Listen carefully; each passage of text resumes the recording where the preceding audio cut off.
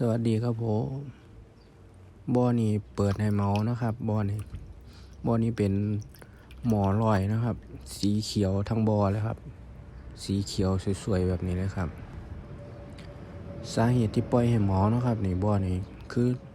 ไหลแดงบ่พอครับปลามันหลายเราเฮ็ดไหลแดงบ่ทันครับราคาก็บ่แพงนะครับถ้าใครสนใจก็ทักหรือติดต่อมาได้นะครับประมาณนี้เลยครับผม